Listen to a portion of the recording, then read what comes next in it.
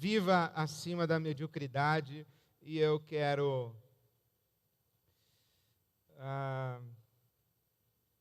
introduzir antes de ler a Bíblia. Gênesis 4, fica aí em Gênesis 4.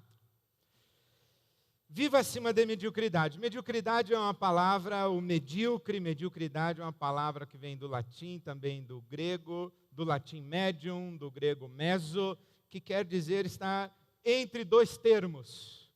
Não é, na sua origem, uma expressão que tem uma conotação pejorativa. Hoje, quando a gente diz assim, você é um medíocre, o sujeito se sente ofendido. Mas medíocre é estar na média. Medíocre é estar na média. Aquele que é medíocre é igual à maioria de nós. Viver acima da mediocridade é, portanto, uma experiência para poucas pessoas. O normal é ser medíocre mesmo. Mas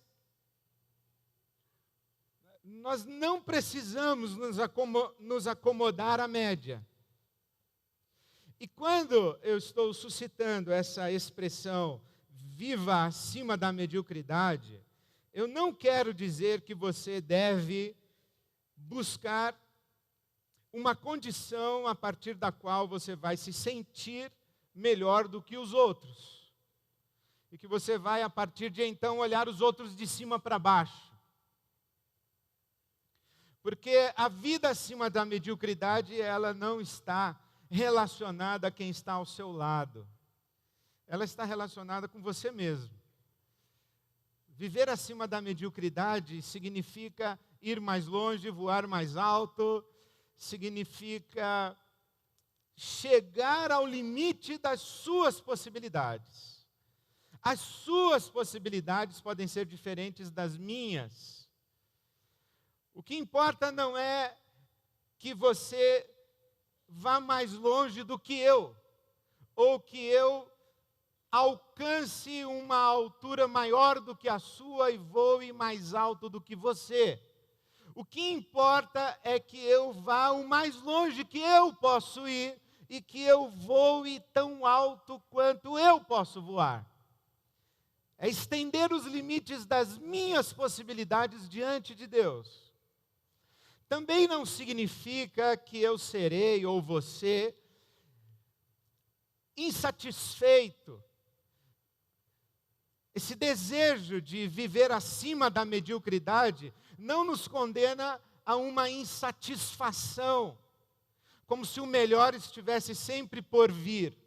Significa sim que é possível que estejamos satisfeitos com o que temos e com o que somos, mas não nos acomodamos. Imagine que você subiu uma montanha, você começou uma escalada, e chegou no meio da montanha e você avistou o horizonte e ficou extasiado, encantada com a visão que você teve daquele patamar onde havia chegado.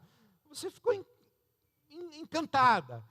Agora, isso não significa que você não possa subir um pouquinho mais e enxergar um pouquinho mais.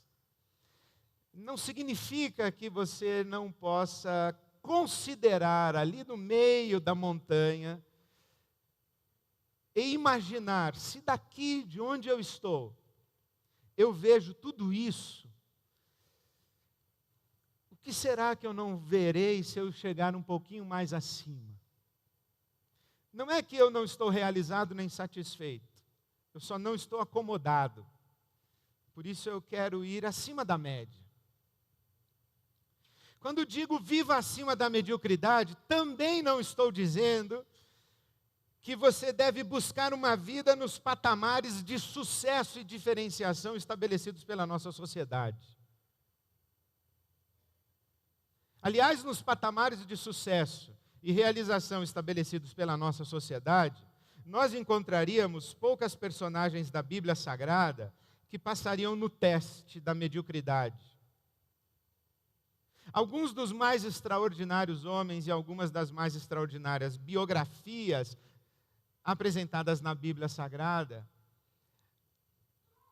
seriam pessoas que, nas nossas revistas semanais, seriam consideradas um fracasso e jamais encontrariam espaço para uma de suas fotos em alguma página de celebridades. Então, ir acima da média e viver acima da mediocridade tem a ver, para nós que somos pessoas de fé, tem a ver com a nossa relação com Deus e onde Deus quer nos levar, onde Deus está nos convidando a ir e aos limites de possibilidades que Deus tem para todos e cada um de nós. Esse desejo de viver acima da mediocridade é, na verdade, dizer: Senhor, leva-me ao teu propósito pleno para a minha vida. Concede-me tudo o que o Senhor tem para me conceder. Se há algo mais que eu posso experimentar contigo, eu quero. Se há algo mais que o Senhor tem para me conceder e me dar, eu quero. Se há algo mais que o Senhor pode fazer na minha vida, em mim, por mim, através de mim, eu quero. Eu não estou acomodado. Eu quero mais de ti. É a partir da nossa relação com Deus e a partir dos horizontes de possibilidades que Deus tem para nós, que nós queremos viver acima da mediocridade. Para desenvolver essa compreensão de uma vida acima da mediocridade, eu escolhi lhes falar a respeito de algumas personagens da Bíblia Sagrada, mas não aquelas que nós estamos acostumados a estudar e que eu chamaria de estrelas de primeira grandeza. Abraão, Moisés, José, Daniel, Jeremias, Elias, o profeta, o apóstolo Paulo.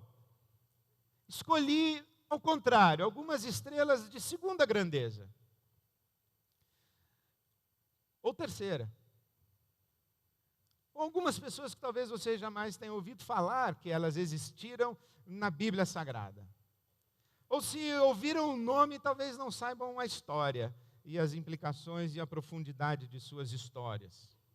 Por exemplo, Enoque, Noemi, Esther, Jefté, Jonatas, Micaías, o profeta, José de Arimateia, Dorcas, e entre os evangelistas o mais fraco de todos, João Marcos. Mas o primeiro convidado nosso é Abel, por isso que pedi para abrirmos a Bíblia em Gênesis 4. E ao escolher essas, entre aspas, estrelas de segunda grandeza, o que veio ao meu coração foi a compreensão de que você não precisa ser uma pessoa extraordinária para ser usada de maneira extraordinária por Deus. Você não precisa ser uma pessoa extraordinária para experimentar o extraordinário de Deus. Porque nessa história toda, extraordinário mesmo é Deus. Você não precisa ser uma pessoa extraordinária para ser extraordinariamente usada por Deus. E nem precisa ser uma pessoa extraordinária para experimentar o extraordinário de Deus. Portanto, vamos a Abel. A sua história está contada para nós no capítulo 4 do Gênesis. E o capítulo 4 do Gênesis é o dia seguinte da vida de Adão e Eva fora do paraíso. Gênesis 4 é o capítulo da humanidade pós-Jardim do Éden. E ali, no dia seguinte ao paraíso, Adão teve relações com Eva, sua mulher, e ela engravidou e deu à luz Caim. Disse ela, Eva: com o auxílio do Senhor tive um filho homem. voltou a dar à luz, e desta vez a Abel, irmão de Caim. Abel tornou-se pastor de ovelhas e Caim agricultor.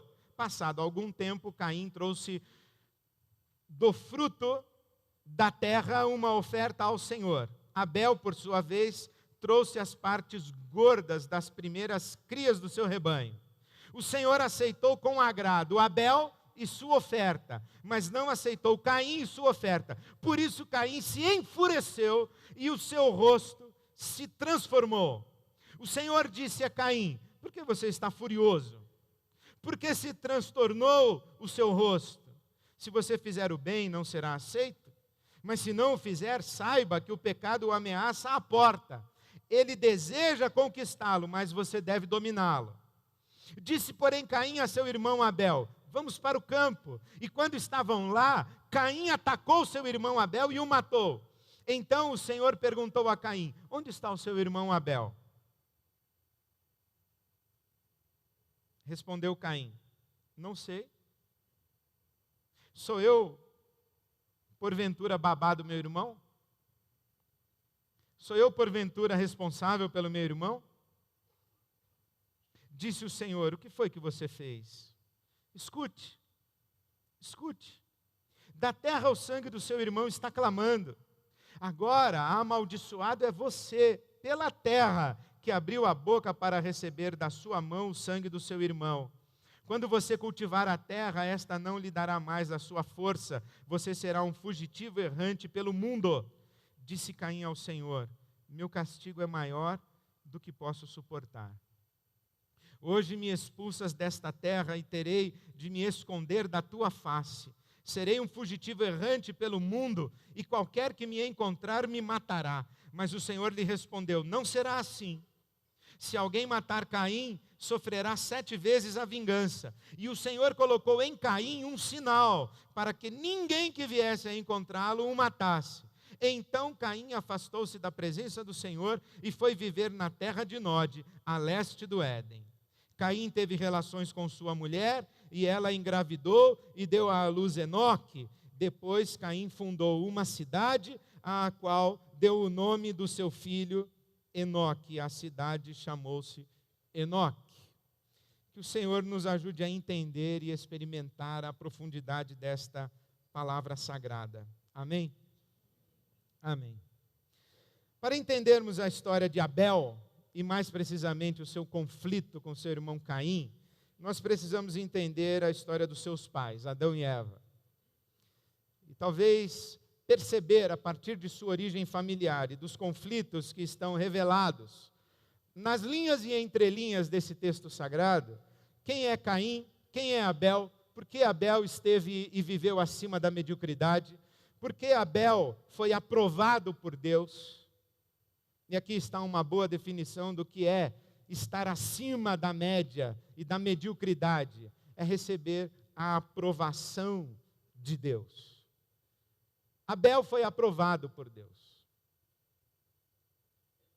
Para entender isso, por que ele foi aprovado e Caim foi rejeitado, talvez a gente precise compreender um pouquinho de Adão e Eva. A respeito de Adão e Eva, nós podemos dizer que eles viviam de favor no paraíso. Adão e Eva vivem de favor no paraíso. No paraíso nada lhes pertence, tudo pertence a Deus. Porque, na verdade, na vida nada nos pertence. Às criaturas de Deus nada lhes pertence. Tudo quanto há nos céus e na terra, debaixo da terra, neste século e no vindouro, tudo pertence ao Senhor. Do Senhor é a terra e a sua plenitude, o mundo e aqueles que nele habitam, diz a palavra de Deus. Tudo é de Deus. Tudo que temos e somos, nós o recebemos de empréstimo da generosidade divina. Deus é, nós não somos. Deus é o ser que sustenta tudo o que existe. Por isso é que quando Moisés pergunta a Deus qual é o seu nome, ele diz: eu sou. Eu não tenho nome, quem tem nome é você. Eu sou a realidade. Eu sou o que é, eu sou o que sou. E ninguém pode dizer eu sou, somente Deus pode dizer eu sou. Essa é a grande blasfêmia atribuída a Jesus. Eu sou.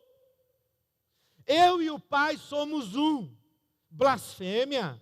Ninguém é, somente Deus é. Deus é, e tudo quanto existe, dele recebe de empréstimo a condição de ser. E o grande pecado de Adão e Eva é essa inveja de Deus. A inveja de ser. Esse querer ser igual a Deus é afirmar-se autossuficiente, independente de Deus, é não querer viver por empréstimo, não querer viver de favor. É isso que Adão e Eva estão dizendo a Deus. Nós não queremos viver de favor, nós conseguimos nos bancar na existência. Talvez na Bíblia Sagrada, um texto que bem explica essa ambição e esse pecado humano é a parábola do credor incompassivo, que conta a história de dois homens que têm dívidas impagáveis para com os seus credores. E quando recebem o perdão de sua dívida, os dois homens se dirigem aos credores dizendo: não precisa nos perdoar, apenas tem paciência conosco e tudo pagaremos. Aquele que deve uma quantia impagável diz assim: tem paciência comigo, eu tudo te pagarei. É por causa dessa nossa necessidade de afirmar a nossa dignidade, de afirmar a nossa condição, como se tivéssemos alguma coisa em nós mesmos que nos garantisse na existência. Agora pense em relação a Deus. Você tem uma dívida impagável para com Deus, e você diz a Deus: tem paciência comigo, tudo te pagarei. E Deus poderia dizer a você: não, deixa eu ver se eu entendi. Tudo que você tem, fui eu que te dei.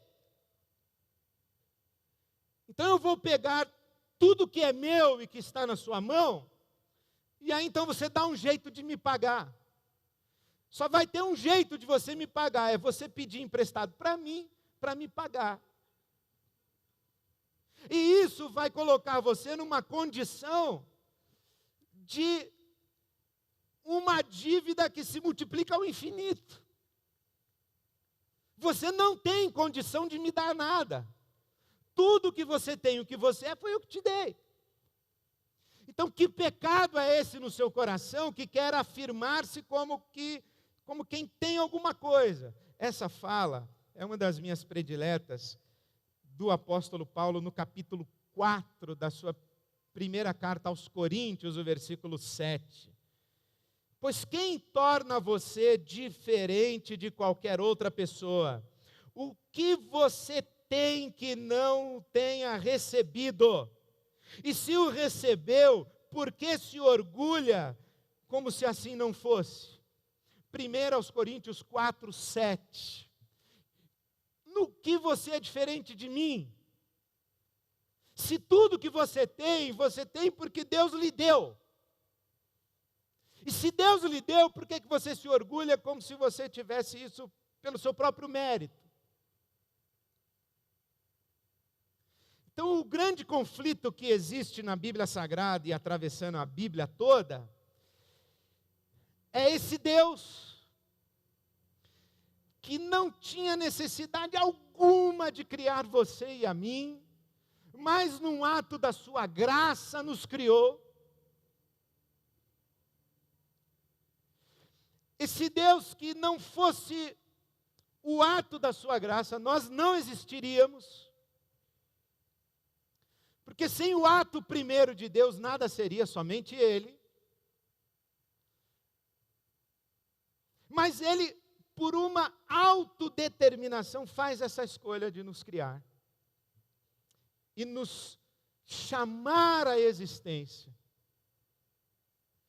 Como disse Paulo aos Romanos no capítulo 4, versículo 7, versículo 17. Deus é aquele que chama à existência as coisas que não são como se já fossem. Nós viemos do nada, porque Deus nos trouxe do nada. Nós fomos chamados a existir. Chamados de onde? Do nada. E é esse nosso parentesco com o nada, e essa sensação de que a gente vai morrer e vai virar nada, que é um nó na nossa garganta insuportável. Por exemplo, o que é que você lembra da sua vida antes do ventre da sua mãe?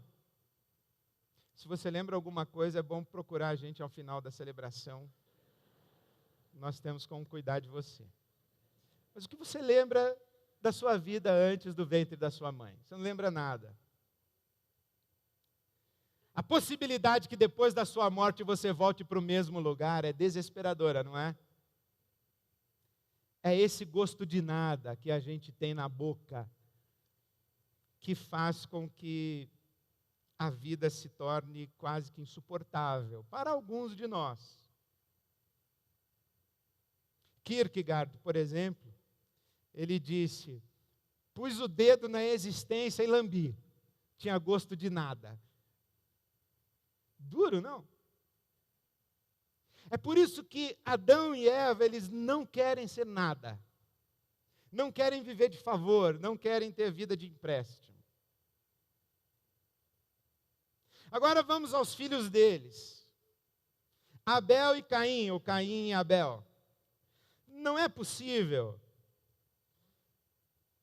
a gente saber por que foi que Deus aprovou Abel e a sua oferta e não aprovou Caim e a sua oferta. Os teólogos, eles se dividem pelo menos em duas grandes linhas de interpretação. A primeira delas diz que Deus reprovou a oferta de Caim, porque Caim lhe trouxe o fruto da terra, enquanto Abel lhe trouxe as partes mais gordas das suas primeiras crias. Então Deus gosta de carne gorda.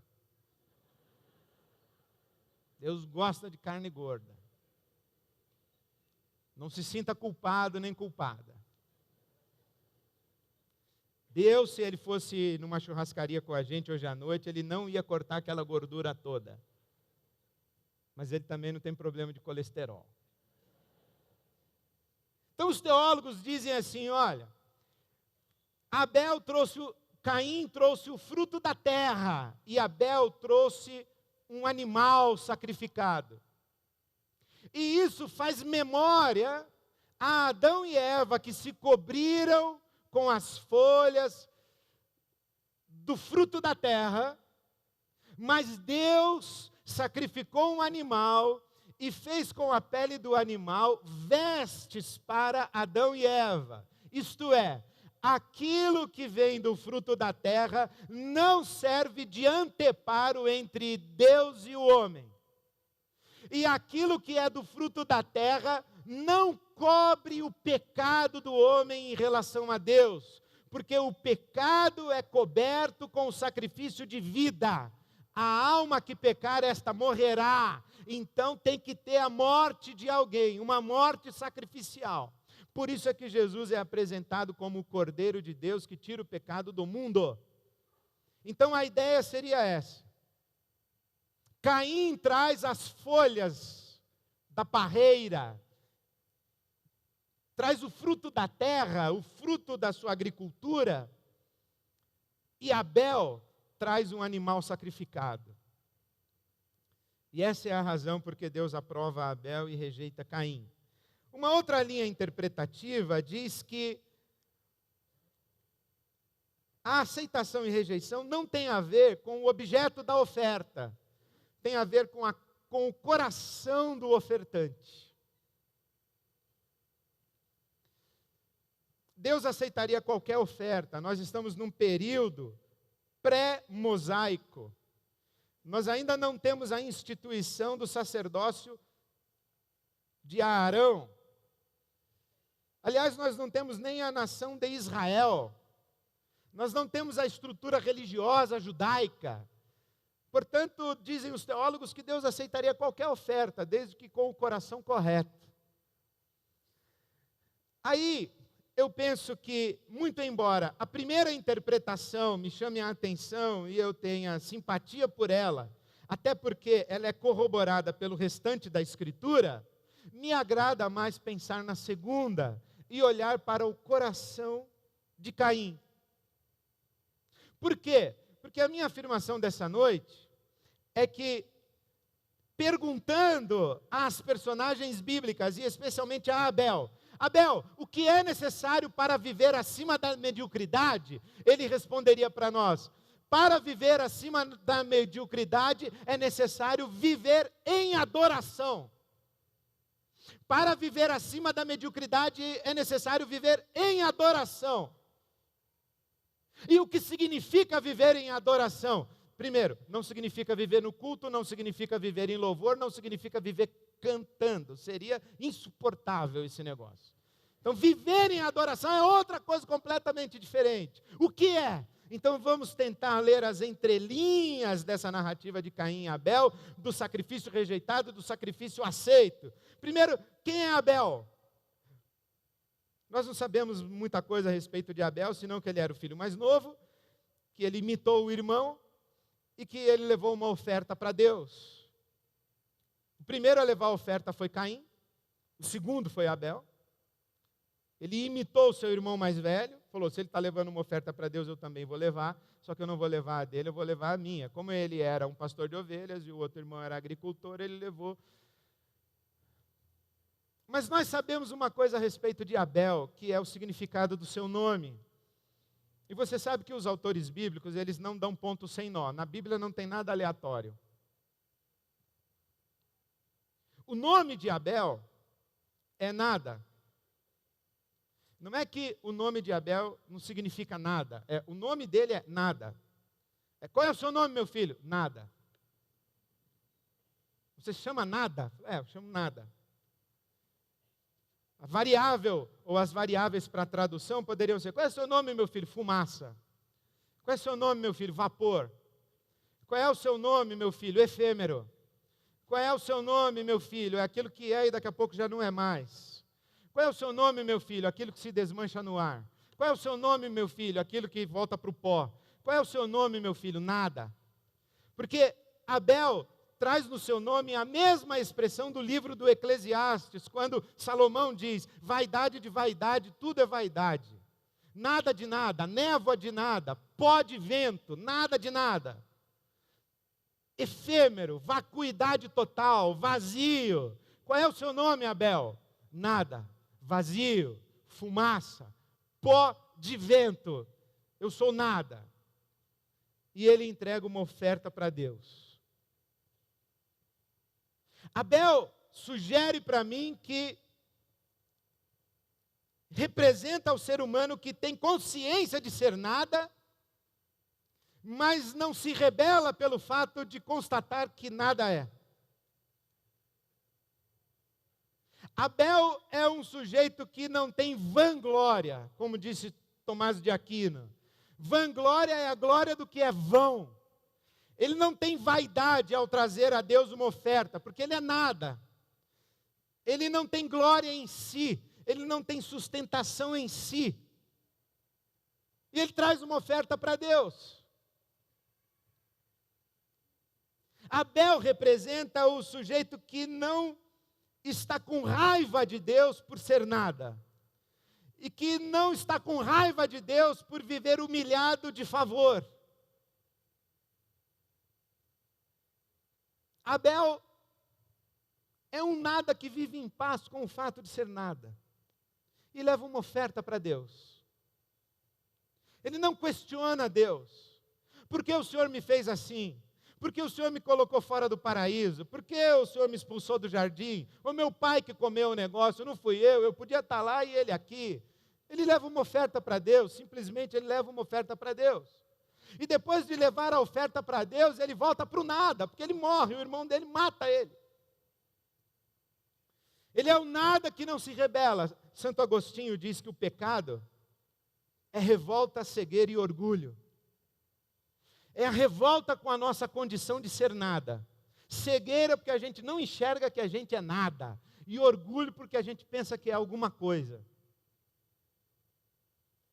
Pecado é essa tentativa constante de nós afirmarmos o nosso ego e o nosso eu em relação a Deus, como se pudéssemos rivalizar com Ele nas categorias de ser alguma coisa. Por isso é que a convocação de Jesus é: quem quiser vir após mim, negue-se a si mesmo. Morra, volte para o nada, assuma a condição de nada, assuma a sua condição de eu sou nada. E quem é Caim? Caim, nós não sabemos muita coisa antes, mas nós já sabemos o que acontece depois. Primeiro, que Caim é um camarada que ele fica enfurecido com Deus. Quando Abel é aceito e ele não é aceito, ele se enfurece com Deus. É a grande petulância, né? Ficar enfurecido com Deus. O que é ficar enfurecido com Deus? É exigir de Deus sentido, exigir de Deus lógica, exigir de Deus justiça, exigir de Deus critérios. É como se Caim estivesse dizendo o seguinte: olha, explica para mim por que o Senhor me rejeitou. Quais são os seus critérios? Eu acho que isso não é justo, o Senhor aceitar o meu irmão e não me aceitar. Eu acho que o Senhor está falhando no seu juízo. O Senhor não explicou nada de que oferta o Senhor queria e que não queria. O Senhor quer que o quê? Eu adivinhe que o meu pai lá fez um negócio errado? Por que que o Senhor está me rejeitando? Eu também tenho direitos. Por que o Senhor está me recusando? A Bíblia Sagrada diz que o rosto de Caim se transtornou.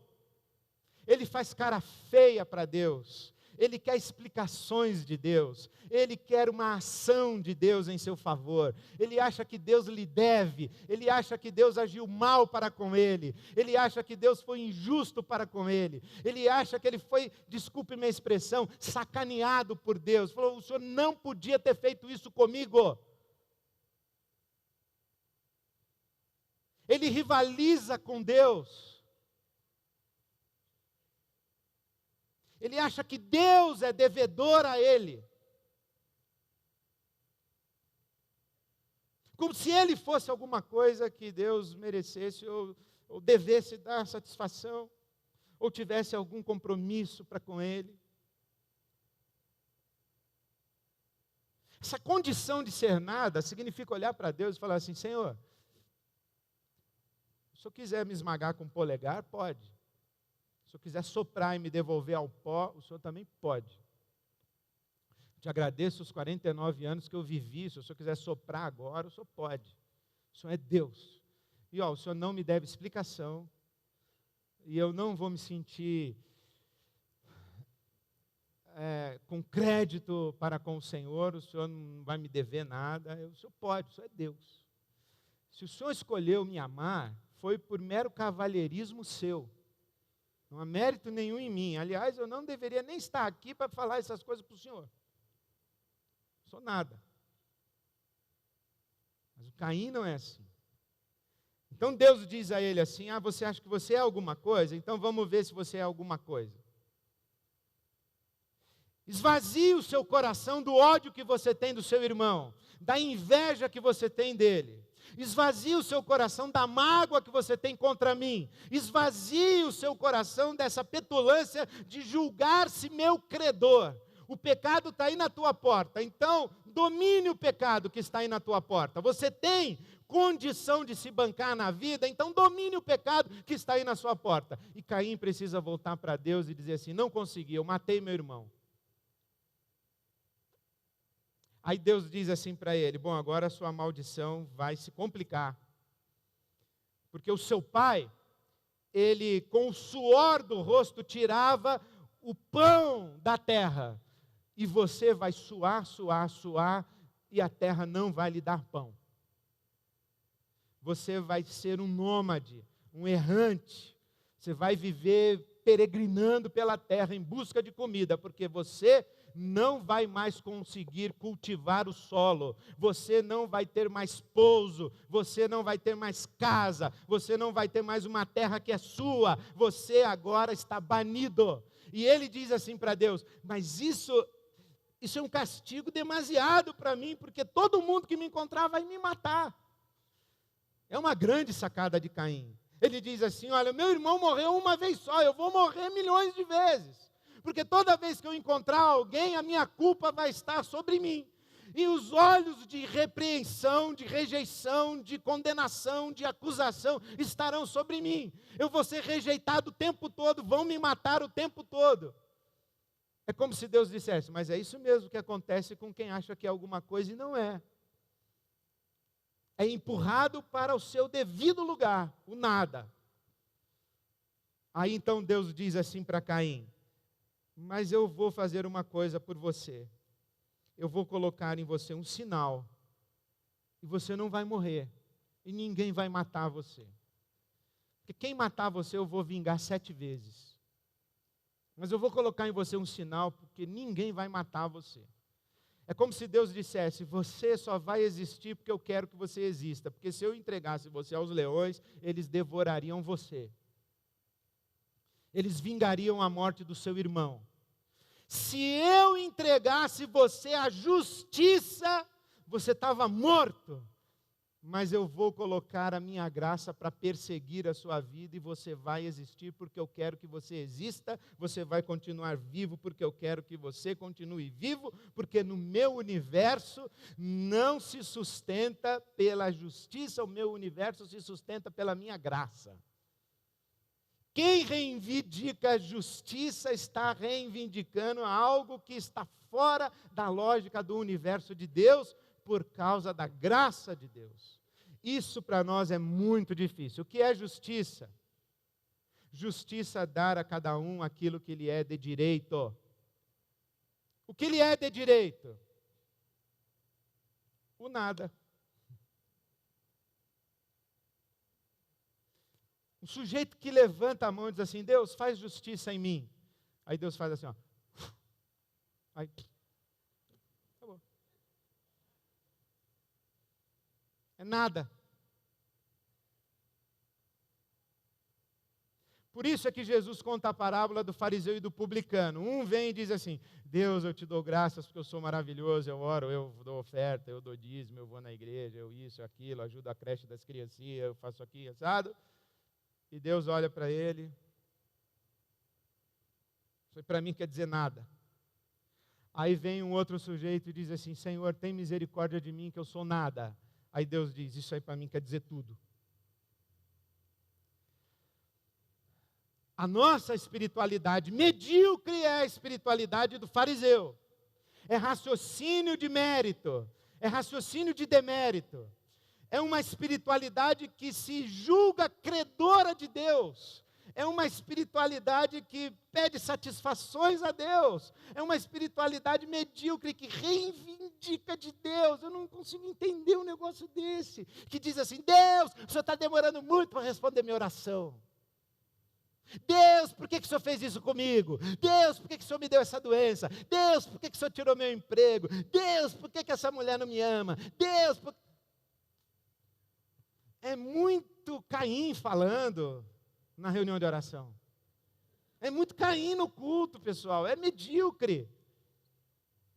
Deus tem que se explicar o tempo inteiro. Por que teve o terremoto, Deus? Por que teve esse tsunami? Por que elegeram esse cara lá no Senado? Deus tem que dar explicação o tempo inteiro.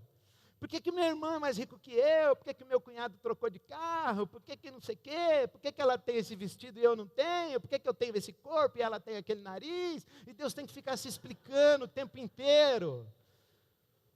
Deus, por que o Senhor não opera um milagre? Deus, por que o Senhor não nos visita? Deus, é muito Caim, é muita reivindicação, é muita necessidade de explicação. Senhor, eu exijo pela tua palavra que tu restituas a minha sorte. Meu Deus, eu exijo de Deus. não consigo entender essa espiritualidade. Ela não é a de Abel. Pelo menos no que eu estou lendo aqui, estou forçando a barra para o meu lado, você está sacando, mas o Abel é o cara que Deus fala para ele assim, alguma dúvida, ele... Alguma reclamação, Abel? O Abel poderia ter uma tecla SAP, na hora que ele fizesse assim, ó, aparecia embaixo. Também não tive nem tempo de reclamar, morri. Morri. A espiritualidade das nossas igrejas hoje é uma espiritualidade de Caim, que é mais ou menos assim. O Abel entregou a oferta de sacrifício ao Senhor, louvado seja Deus, e ele foi o varão aprovado de Deus, nasceu para ser cabeça e não cauda, ele é filho do rei, e o ímpio do Caim conspira o mal contra ele, mas o Senhor há de repreender Caim e restituir a sorte de Abel. Só que o Abel morreu, pessoal, o cara morreu. Morreu. A nossa espiritualidade hoje é uma espiritualidade de mérito e demérito, de justiça, e nós estamos por cima da carne seca, nós somos filho do rei, e não tem mais para ninguém, só para nós. O Abel é talvez essa grande ilustração para nós, essa grande lição para nós, de que nós somos nada, aí a gente ganha vida, e enquanto ganha vida, a gente devolve a vida para Deus, e depois a gente volta para Deus ou volta para o nada. É que Deus, quando nos tira do nada, Ele não nos devolve ao nada, Ele nos leva para si. Essa é a nossa bem-aventurança. Quem é Abel? É um nada que não fica revoltado por ser nada, ele fica feliz, que ele era nada, agora ele é Abel. Qual é seu nome, meu filho? Nada. E o que você vai fazer? Eu vou pegar o nada que eu sou e vou dar na mão de Deus como uma oferta. E aí eu vou deixar de me chamar nada e vou me chamar adorador. Esse Abel que entrega uma oferta a Deus, ele não é um nada, ele é um adorador. E esse é o grande desafio da nossa vida, é sair da condição de nada para a condição de adorador. Adorador é um nada de joelhos. Adorador é um nada cheio de gratidão. Adorador é um nada sem murmuração. Adorador é um nada sem reivindicação. Adorador é um nada que diz assim, Senhor, dispõe de mim. Adorador é um nada que diz, eu nada posso, mas tudo posso se o Senhor me fortalece. Adorador é um nada que diz, de boa vontade eu vou me gloriar em ser nada, porque quando eu sou nada, Deus é tudo. Porque a graça de Deus se aperfeiçoa na minha fraqueza, de modo que quando eu sou fraco é que eu sou forte, que eu sou nada. E esse foi o grande exemplo de Jesus para nós. Ele chega dizendo, olha, eu me esvaziei, e a partir de agora, eu sou que nem vocês. Ou eu sou sustentado pelas mãos do Pai, ou eu vou ser devorado pelas bestas feras, porque eu de mim nada posso fazer, eu só posso fazer o que o Pai fizer através de mim, e eu só posso ser porque o Espírito do Senhor está sobre mim, porque eu, por mim mesmo, me esvaziei, me tornei um nada igual a vocês, e sendo nada igual a vocês, eu me tornei servo, obediente até a morte, morte de cruz, mas Deus me exaltou e me deu um nome acima de todo nome. Talvez, então, por isso, a grande lição, a primeira grande verdade da vida acima da mediocridade é esse paradoxo. Para viver acima da mediocridade, você precisa desistir de ser alguma coisa e assumir-se como nada diante de Deus e deixar que Ele faça de você o que Ele quer fazer. Isso pode significar, em termos bem práticos, abrir mão de sonhos, abrir mão de ambições, abrir mão de critérios, abrir mão de planos, abrir mão de tudo. É a gente dizer aqui, por exemplo, para nós hoje, falar assim, Senhor, ó, se o Senhor quiser levar a gente para a Nova Sede, o Senhor leva, se o Senhor quiser deixar a gente aqui, o Senhor deixa, se o Senhor quiser respirar e levar todo mundo aí para o céu, a gente já canta na Nova Jerusalém, o Senhor faz o que o Senhor quiser, nós somos nada. Enquanto você não calar a voz do Caim dentro de você, você não vai dormir direito. Deus, e amanhã? Deus, e por que isso? Deus, e por que aquilo? Por que o Senhor não fez? Por que o Senhor fez? Por que fez ali e não fez aqui? Como é que o Senhor me explica assim? É Caim. Caim não deixa a gente dormir. É Abel. Abel que diz assim: Senhor, eu sei que nada sou. Na verdade, o que eu sei é que pela tua graça eu sou o que sou. Primeira grande verdade para a vida acima da mediocridade é um paradoxo. Quando a gente se coloca diante de Deus, assumindo a nossa condição de nada, e reconhece a graça de Deus sobre nós, a vida começa. E aí sim, a gente começa a ser alguma coisa. O que é ser adorador? Ser adorador é ser alguém que vive o tempo inteiro consciente de que só vive pela graça. Isso aqui é ser adorador. Eu sou um nada sustentado pela graça de Deus, e isso para mim é tudo. Que o Senhor Deus nos ajude a discernir a sua palavra e a vivê-la, e nos dê uma vida acima da mediocridade. Amém. Amém.